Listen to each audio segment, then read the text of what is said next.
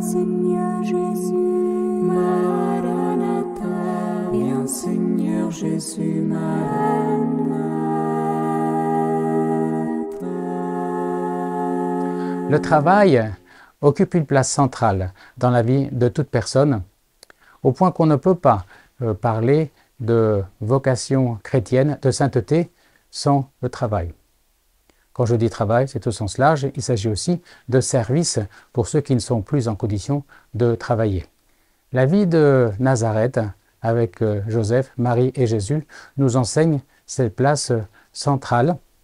Nous allons regarder le travail comme expression de l'amour, comme une vraie vocation, comme dignité de la personne humaine, et enfin le juste repos, comme mérité par tout travailleur.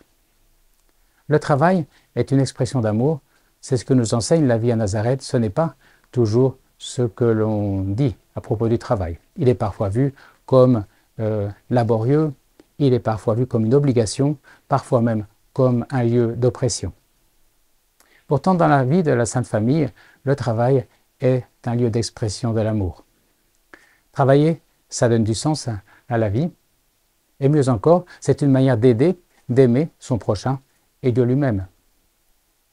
L'Évangile précise que Saint Joseph avait le travail de charpentier, c'était son métier.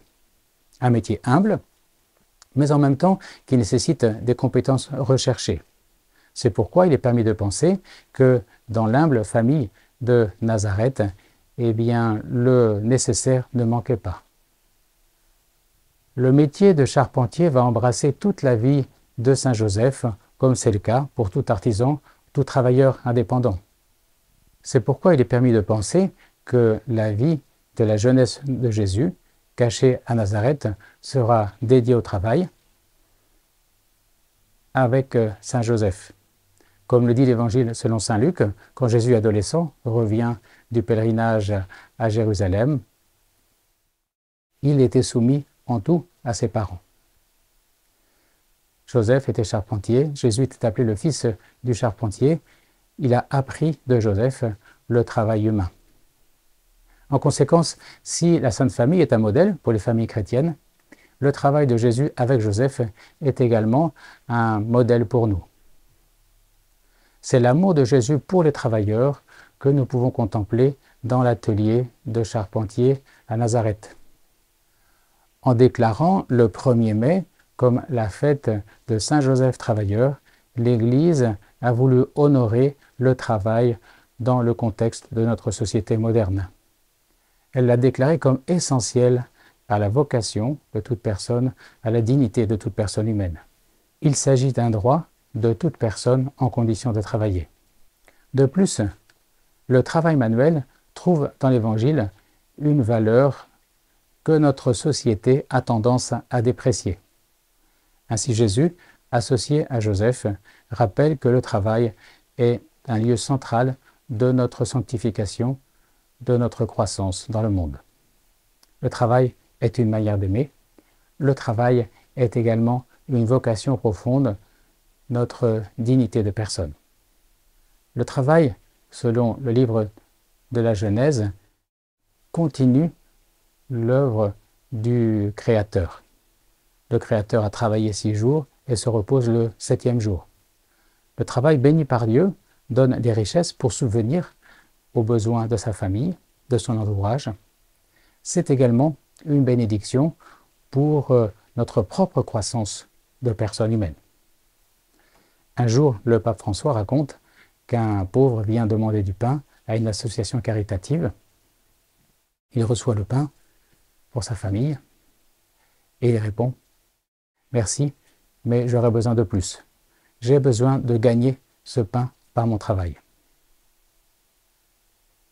Il manquait à cet homme la dignité de faire le pain lui-même. Il arrive que le travail soit déprécié, soit parce que les gens ont perdu le goût de l'effort, soit parce qu'il est le lieu de graves injustices sociales. Dans ce cas, il doit être réhabilité pour retrouver sa place dans le plan de Dieu. En effet, dans le plan de Dieu, le travail est une vraie collaboration à l'œuvre du Créateur. Chacun le réalise selon sa propre vocation. De plus, en se faisant travailleur, le Christ va donner une valeur au travail, un sens au travail qu'il n'avait pas avant l'incarnation. En Jésus, Dieu s'est fait homme et a travaillé comme un homme, imitant le travail de son Père humain. En Jésus, avec l'apprentissage de Saint Joseph, le travail acquiert une valeur de co-création, production de richesse, et également de rédemption. Jésus nous sauve en travaillant avec Saint Joseph. On pourrait dire, par mon travail, je participe au salut de mon âme, je sauve mon âme. Ce salut, c'est ce que nous célébrons le dimanche, le jour consacré au Seigneur, le jour de la résurrection du Christ, qui nous prépare aux 6 jours de travail qui suivent. Le travail est une expression d'amour, c'est une vocation profonde, une dignité de la personne humaine. Le travailleur mérite son repos. C'est ce que l'Église demande par le repos dominical. Savoir se reposer avec son entourage, ses frères et sœurs, avec Dieu, c'est collaborer à l'œuvre du Créateur qui se reposait lui-même le 7e jour. Comme le chante le psaume 127, 126, « Si le Seigneur ne bâtit la maison, les bâtisseurs travaillent en vain. Si le Seigneur ne garde la ville, c'est en vain que veillent les gardes. Si tu devances le jour, tu retardes le moment de ton repos. Tu manges un pain de douleur. Dieu comble son bien-aimé quand il dort. Dieu se réjouit quand ses enfants dorment. » Voilà qui doit nous réjouir. Cela doit attirer notre attention que Dieu ait parlé à 4 reprises à Saint Joseph en songe durant son sommeil. Dans les évangiles de l'enfance, les songes de Joseph est un moment d'union à Dieu. Dieu va lui parler et lui communiquer des messages importants pour sa propre vie, pour le salut du monde. Joseph est en dialogue avec Dieu jusque dans son sommeil. Vous connaissez peut-être cette statue de Saint Joseph en train de dormir. Elle représente le sommeil du juste qui cherche à accomplir la volonté de Dieu jour et nuit. Le pape François l'a au chevet de son lit et chaque soir, il écrit ses intentions de prière qu'il confie à Dieu par l'intercession de Saint Joseph. Ainsi, Saint Joseph, patron des travailleurs, nous enseigne que le travail fait partie de notre condition humaine, de notre condition chrétienne. C'est une vraie collaboration à l'œuvre du Créateur, une vraie collaboration à l'œuvre de notre salut. La croissance humaine de Jésus, en sagesse et en âge, passe par la vertu de l'effort du travail. C'est le travail qui est le premier lieu de la transformation chrétienne du monde. Comme dit le pape Saint Jean-Paul II, le travail rend quelque part l'homme plus homme. La formation de l'homme parfait dans le Christ passe par le travail, qui est un réel lieu de sanctification.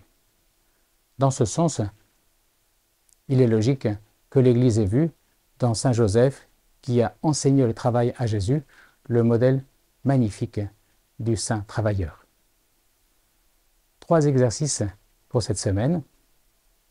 Je note combien de fois cette semaine j'ai travaillé consciemment pour le bien des autres.